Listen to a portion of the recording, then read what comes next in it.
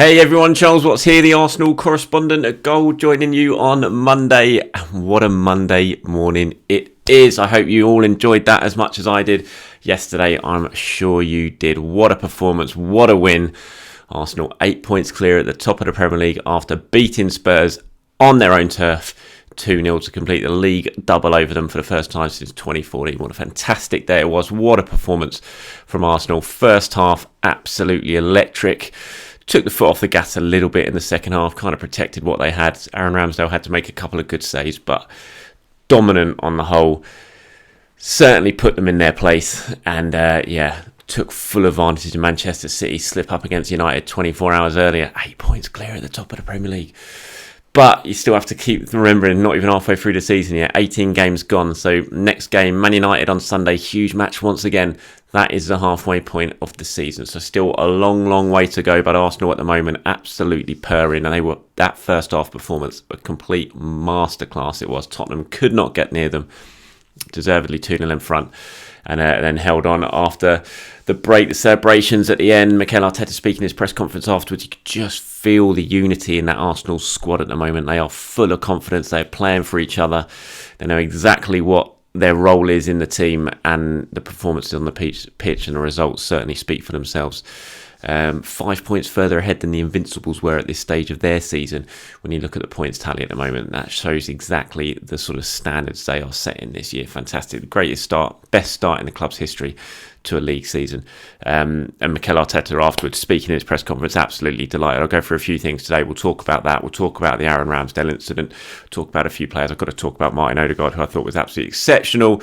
And I haven't done a video yet since certainly not a non-match day video yet since the whole Modric stuff. So we'll talk about that as well later on. So let's start with yesterday and Mikel Arteta afterwards coming into the press conference. Big smile on his face, as you can imagine. So it's great. I'm going in the dressing room, just feeling the joy and the togetherness around the team and how much it meant for them. It's special, and we know that here, because of the way we play, the way we behave, the way we are, and the way we live together, and the unity that we have. So we must not forget that, because tomorrow we must try to do exactly the same to carry on the form that we have at the moment. So once again, from Mikel Arteta, as soon as the game's over, it's all about tomorrow. It's all about Manchester United and preparation for the next game.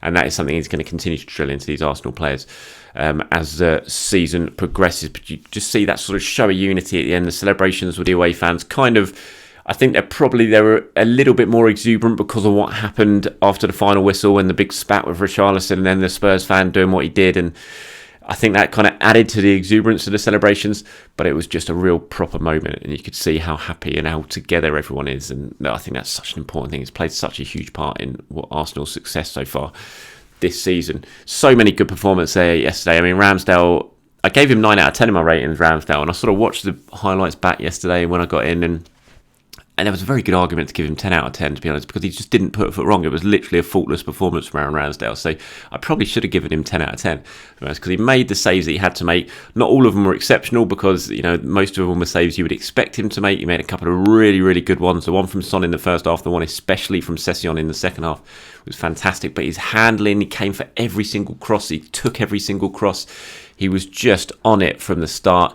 Riled up the away fans, the home fans, as you saw, as he always does. Riled up the Spurs players as well. Got in their faces, and it was just a top performance from Aaron Ramsdale. So I think I might have been a bit harsh giving him 9 out of 10 in my ratings. I think, like I said, there was a very strong argument for him getting 10 out of 10. And Martin Odegaard as well, who I just thought in that first half especially, but even in the second half when Spurs were trying to get out Arsenal a little bit more, they were putting more pressure on him.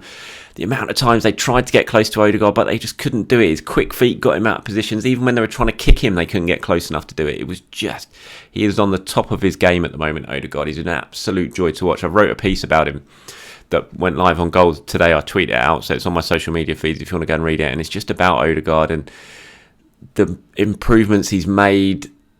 I just think he's so integral to this Arsenal team, and it's just the faith that Arsenal showed in him, the patience that Arsenal showed him, because they could have gone and moved on to other targets when Real Madrid were kind of digging their heels in a little bit. I remember back then the meltdown on social media about Arsenal waiting for Odegaard. People were saying they should have gone for Buendia. But Arsenal were adamant they wanted Odegaard. They were going to wait for him. They did wait for him. They eventually got the deal done, and just look at what's happening now. I mean, 8 goals. He's top scorer this season, 5 assists as well. But it's not just about the numbers. It's just about his all-round gameplay. He's just an absolute joy to watch. He's Arsenal's leader. He's the captain, and he's showing that on the pitch with his performances. And I thought it was absolutely exceptional. Him and Aaron Ramsdale yesterday, just superb. Thomas Partey as well. There were so many good performances out there. And it was just great to sit there watching it and taking it all in. As I'm sure wherever you guys are watching it around the world thought exactly the same thing. So let me know what you guys thought in the comments below. Okay, we've got to talk about the incident at the end. Tottenham fan coming on, kicking Aaron Ramsdale in the back. Just cowardly, stupid. Hopefully he gets absolutely the book thrown at him. Tottenham released a very good statement while we were down in the press room straight after the game, saying they were appalled at the incident. They'll be taking the strongest form of punishment once they identify him, and they will identify him. I mean, we've all seen the pictures, everyone can see who he is, so they will identify him. The police are getting involved. I believe the Football Association released a statement, the Premier League released a statement, the PFA released a statement, everyone widely condemning it. You just can't do that sort of thing. It was just ridiculous. I mean, Richarlison, I think, has to take quite a bit of the blame for it as well. I mean, it's not his fault there's a stupid fan in the crowd that comes and does something like that, but still, Ramsdale wouldn't have been in that situation. I don't think if Richarlison hadn't thrown his toys out the pram at the end and did what he did with Ramsdale. I think that stirred things up a little bit, but that's no excuse for the fan. He shouldn't have done it at all. I mean, Mikel Arteta came in and press conference. You could see he just didn't want to talk about it because he said it. He said, "Look, I don't want to detract from what we've just done here, from the performance, from the win. We'll talk about that tomorrow." And I think that was a good thing to say. Conte as well spoke about it, and he condemned the behaviour.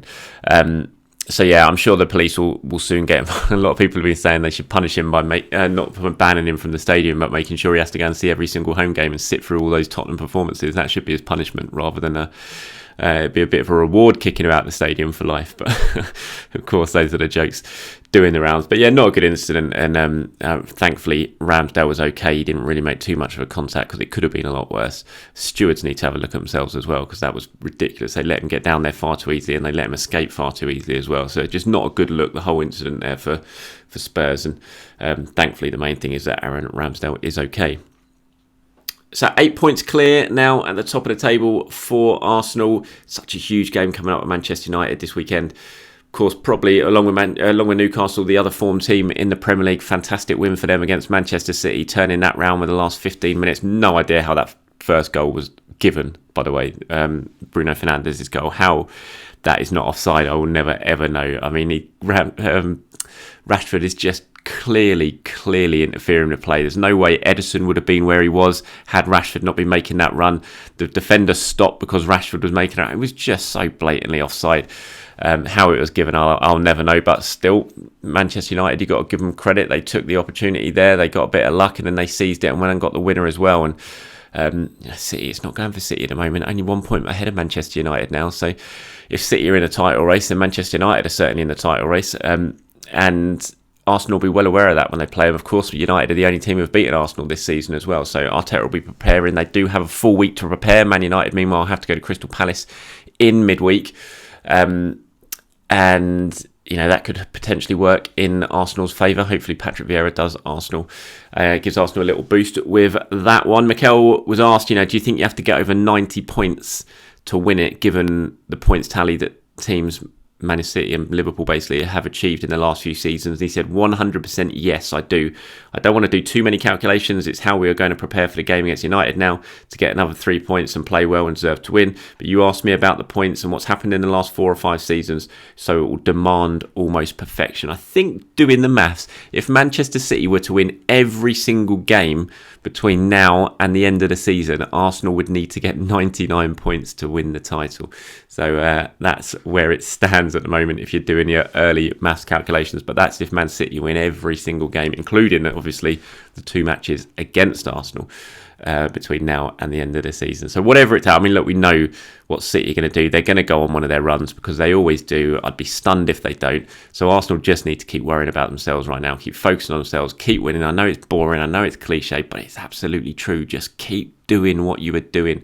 Go out there, perform the way they're performing, and let's see where it takes them. And at the moment, it's taken them to the top of the Premier League, and absolutely deservedly so. They 100% deserve to be there. Modric, Well, what a saga that was then, all for nothing as well. Chelsea doing a Chelsea, Todd Boehly doing a Todd Boehly, goes out and pounces right at the end, and all that hard work Arsenal put in, all the negotiation counted for nothing, and Chelsea get him for 100 million. Fair play to Shakhtar Donetsk, I have to say. They waited, they stuck to their guns, they had the €100 million figure in their head. I think we all thought they were very, very unlikely to get it, but if one club was going to do it, let's face it, it was going to be Chelsea. And that's what they've done. 8.5-year contract for Modric. That's a great tweet yesterday saying that by the time he finishes that contract, he'll be 18 months away from qualifying for a testimonial. I mean, I'm not going to talk too much about Chelsea. We all know what they're doing in the transfer market. We all know how it appears that they are working in the transfer market at the moment. It doesn't seem like much scouting's going on there. It's a case of who's everyone going for. Oh, let's just go in right at the end and try and hijack them. And that's what they're doing, and they're getting it done. For Mudryk, I think, I don't know. I mean, time will tell. Obviously, he might go there, be brilliant. Chelsea might win the Premier League in a couple of years' side, and Mudryk will be a star, but you kind of look at it and just think, who would you rather join right now, really? Who would you want to play for right now? And we know who Modric wanted to play for because he made that abundantly clear. But Arsenal stuck to their guns. They weren't going to panic. When Chelsea did what they did, then Arsenal were like, okay, we're not going to match it. He's your player. And I know that annoyed a lot of people. Some of the comments I was getting on social media on Saturday just made...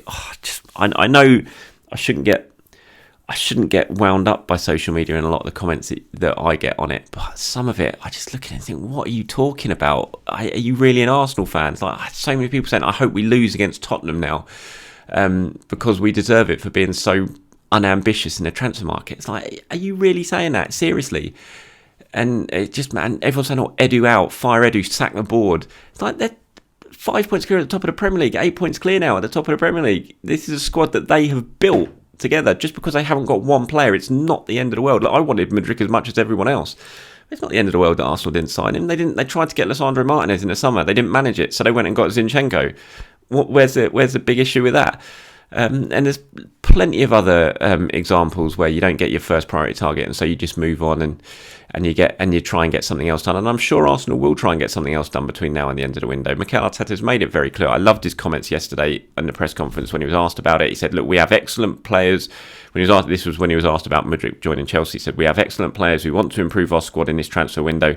And when I say we, myself, the coaching staff, the players, the board and the ownership, we are all in this together, but we will do the deals that we can do and that we believe is right for the football club.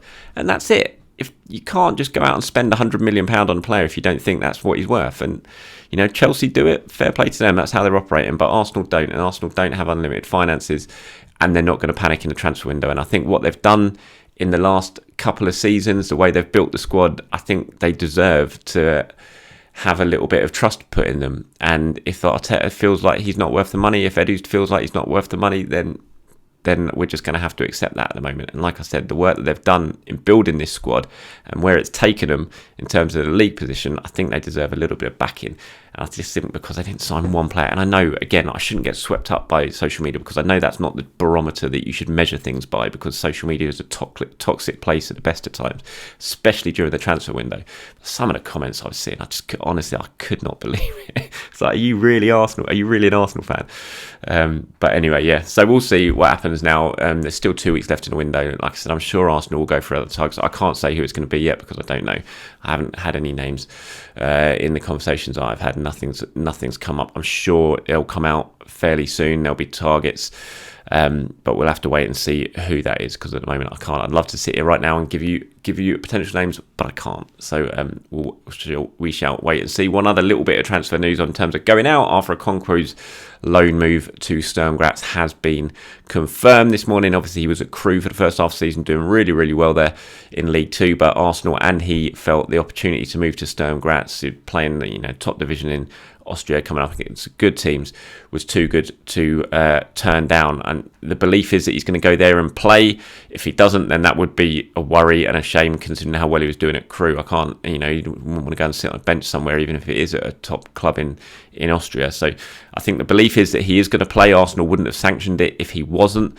So hopefully he can go over there and really progress as he has done during the first half of the season and kick on over there, learning new experiences in a new country. And that should be a good move for him. All right, that's it. Thank you very much for watching, everyone. Please do enjoy the rest of your Monday. Go and watch the highlights again. Why not? I had to wear that during the school run today. 41 years old I am, and I had to put on an Arsenal top to go and do the school run today, just in case I walk past any Spurs fans. Never going to get too old for that, am I? But I'm sure you've all done exactly the same thing. So enjoy your Monday, everyone. Enjoy looking at that Premier League table. I'll be back soon. Have a great day.